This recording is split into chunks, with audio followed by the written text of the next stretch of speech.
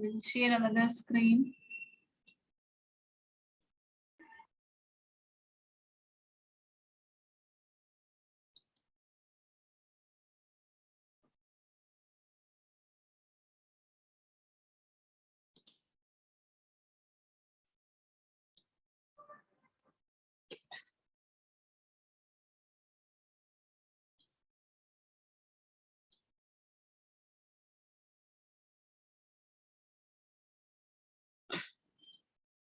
Asma, are you there? You have asked regarding transistors. But anyhow, I am going to record this. So, Yes, ma'am, I'm there. okay, now I'm going to start the transistors topic. You can listen this.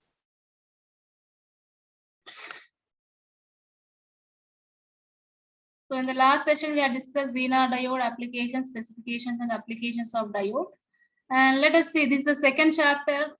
So there we are going to learn what is transistor and how it is formed. And symbols of transistor. So first, let me tell this introduction. The transistor was invented in 1947 by Dr. John Babin, Dr. Walter Bratton, and Shockley at Bell Laboratory in USA. It is the invention of the transistor that has brought revolutionary changes in the field of electronics. Okay, so Dr. Babin, he is the left. Dr. Shockley, who is seated, and Dr. Bratton. Okay, these three members togetherly worked out the research after researchers, and many after many works they have invented the transistor, right?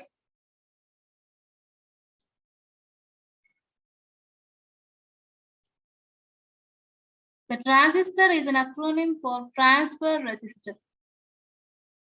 This is the first transistor. If you observe the picture, this is the first transistor was being invented by the Bell Laboratories, Bell Telephone Laboratories, the first transistor. And the acronym for transistor is transfer resistor. The name itself is giving. It is giving two names, transfer resistor. Combinedly, we are going to name it as transistor. The transistor is an active device, and the transistor is a semiconductor device made of germanium or silicon. The transistor is a semiconductor device.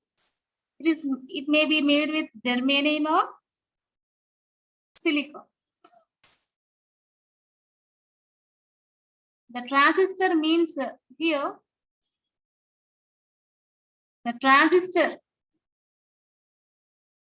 just what we have told, it is an acronym for transfer resistor, means it transfers the resistance, that is, it transfers the signal from low resistance to high resistance. Now, this transistor became the heart of many electronic applications and replaced the vacuum tubes. Okay. So the transistor, basically, there are two types of transistors. Bipolar junction transistors, that are BJTs, shortcut, bipolar junction transistors, and field effect transistors, nothing but FETs. So before going to the formation of transistors, let me give some advantage of transistors. Okay, before these transistors in olden days, they used vacuum tubes. Let me tell what are the advantages of transistors over vacuum tubes. Okay, so no heater is required, hence no warming time and no heating power in case of transistors. And these transistors are going to operate at low voltages. And meanwhile, third point, these are physically smaller in size and light in weight. And these are going to have longer life. And these transistors are going to have high efficiency due to low power consumption. Okay, so these are the advantages over vacuum tubes. That's why the revolutionary has been taken after the invention of transistor in the electronics. Okay.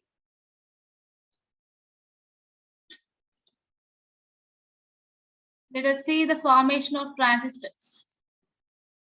So from the previous chapter, you have got an idea about PN diode, right? How it is formed. Basically, the transistor consists of two back-to-back PN diodes manufactured as a single piece of semiconductor crystal.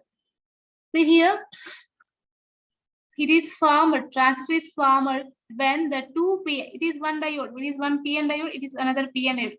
When the two PN diodes are connected back to back, then the resulting piece can be considered as transistor. Okay.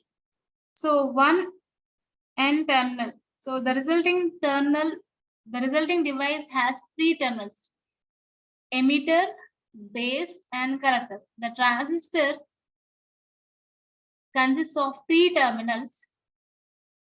They are emitter, base, and collector. These two junctions are going to give rise to three regions, namely, we observe this. How many junctions are there? Base to emitter junction and base to collector junction. This one junction and it is one junction. Two junctions are going to be there. So basically, these two junctions give rise to three regions, namely emitter region, base, as well as collector. E stands for emitter, B stands for base, and C stands for collector. So a junction is simply a sandwich of a thin layer of one type, either N type